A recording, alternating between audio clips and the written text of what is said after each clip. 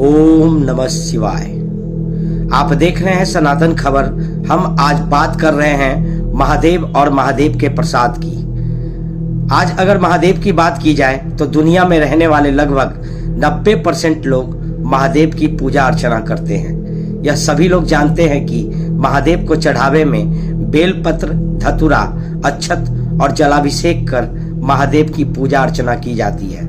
पर क्या आपको पता है कि महादेव पर चढ़ने वाले बेलपत्र, धतूरा, अक्षत और जल का क्या महत्व है? कई लोग ऐसे होते हैं जो महादेव का पूजन तो करते हैं पर उन पर चढ़ाए गए बेलपत्र, धतूरे, अक्षत और जल को किसी नदी या तालाब में विसर्जन कर देते हैं। जबकि हम लोगों को यह मालूम होना चाहिए कि जिस वस्तु को भी महादेव के लिंग पर चढ़ाया जाता है वह जागृत हो जाता है। तो फिर क्या शिवलिंग पर चढ़े जागृत चीजों को पानी में बहा देना चाहिए? तो फिर क्या करना चाहिए, जानते हैं आज यह विशेष बातें। दोस्तों, भगवान भोलेनाथ के शिवलिंग की पूजा तो सभी लोग करते हैं पर शिवलिंग पर चढ़ाए गए सामग्री का सही उपयोग करना बहुत कम लोग जानते हैं। ज्यादातर लोग शिवलिंग पर चढ़ाए गए सामग्रियों को विसर्जन के रूप में नदी एवं तालाबों में बहा देते हैं, जो बिल्कुल गलत है।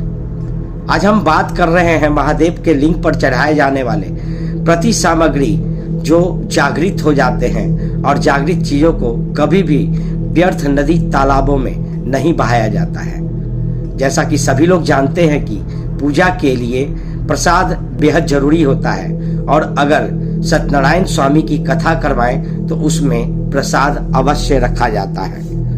लोगों के बीच प्रसाद वितरण भी किया जाता है, पर महादेव के शिवलिंग की पूजा करने वाले लोग महादेव के अहम प्रसाद को ही भूल जाते हैं और उस प्रसाद को अज्ञानवश बर्बाद कर देते हैं। खबरों में आगे बढ़ने से पहले मैं आपको बता देना चाहता हूं कि अगर आपने हमारे चैनल को सब्सक्राइब नहीं किया है तो हमारे चैनल को सब्सक्राइब कर लें और हमारे बेल आइकन को जरूर दबा दें। इस पूरी खबर को देखने के बाद हर हर महादेव जरूर लिखें ताकि महादेव आपकी सभी मनोकामना को पूरी कर दें। तो चलिए खबरों में आगे बढ़ते हैं और जानते हैं महादेव के शिवलिंग पर चढ़ाए गए बेलपत्र, अक्षत, धतूरा और जल का क्या राज है। कैसे इन चीजों को संग्रह करने के बाद इनका सही उपयोग करने से आपका जीवन बदल जाता है। सबसे पहले बात करते हैं बेलपत्र की, जो सावन हम लोग शिवलिंग में चढ़ाते हैं।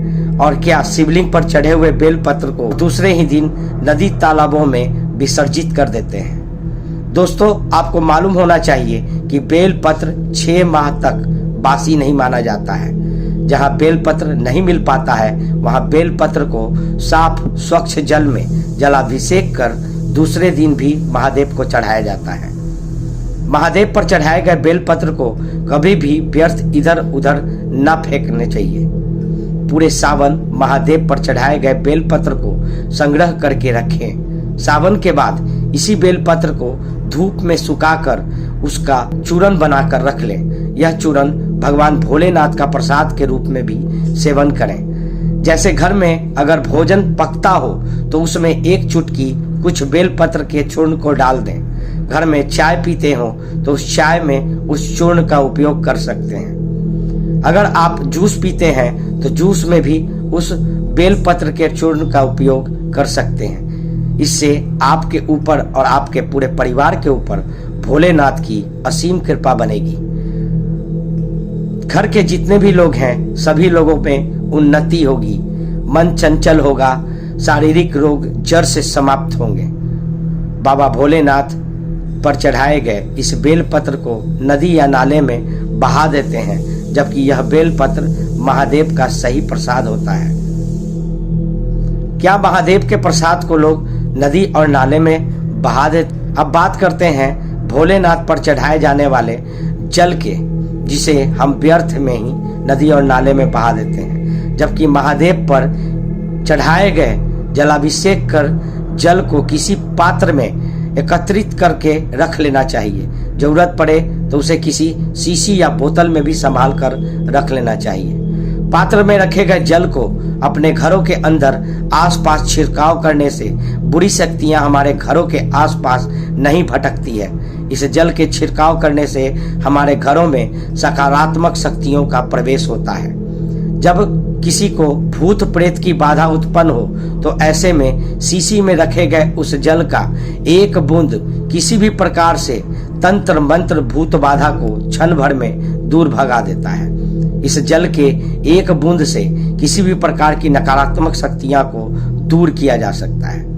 अगर इस जल को एकत्रित कर नित्य इसका सेवन किया जाए तो शरीर में एक अलग ही अलौकिक ऊर्जा तैयार होती है। घरों में शिवलिंग पर चढ़ाए गए जल का छिड़काव से नकारात्मक शक्तियां तो दूर होती ही है, घरों में धन का भंडार भर जाता है। इस जल के छिड़काव से किसी भी प्रकार का वास्तु दोष दूर हो जाता है और घर पूरी तरह से सुरक्षित रहता है। अब बात करते हैं शिवलिंग पर चढ़ाए गए अक्षत यानी चावल के दानों का, जो कोई मामूली चावल नहीं होता है। महादेव के शिवलिंग पर चढ़ाए गए चावल का अगर एक दाना किसी भूखे दरिद्र को खिला दिया जाए तो उसके पिछले कई दिनों का भूख पल भर में समाप्त हो जाता है। भगवान भोलेनाथ पर चढ़ाए गए अक्षत या चावल को कभी व्यर्थ इधर उधर नहीं फेंकना चाहिए। उन चावलों को एकत्रित कर घर में रखने चाहिए और घर के अनाजों में मिला देना चाहिए, क्योंकि भगवान शिव पर चढ़ाए गए अनाज का एक एक दाना मां अन्नपूर्णा के रूप में होती है। अब हम बात करते हैं महादेव पर चढ़ाए जाने वाले उस धतूरे की जो महादेव का प्रिय फल माना जाता है। दोस्तों, अपने घरों के आसपास 5 फीट की दूरी पर 5 फीट जमीन के अंदर महादेव पर चढ़ाए गए धतूरे को अगर गाड़ दिया जाए तो चाहे जैसा भी नकारात्मक शक्ति हो, आपके घर में कदापि प्रवेश नहीं कर सकता है। जमीन में गड़ा हुआ धतूरा पूरे घर को सुरक्षा कवच प्रदान करता है। उस घर में राहु, केतु और शनि का प्रवेश भी नहीं हो पाता है।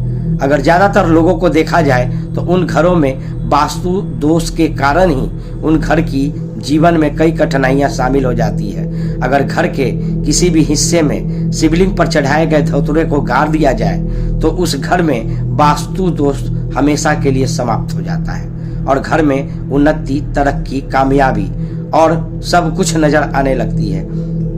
दोस्तों, यह थी महादेव पर चढ़ाए जाने वाली उस सामग्री जिन्हें आज हम सभी लोग व्यर्थ में इधर उधर फेंक दिया करते हैं, पर हमें यह मालूम हुआ कि इन सामग्रियों का सही उपयोग कर हम अपने जीवन में न जाने कितनी ही सारी खुशियां ला सकते हैं। तो आज ही शुरू करें यह उपाय और अपने जीवन को एक नया आयाम दें। हर हर महादेव।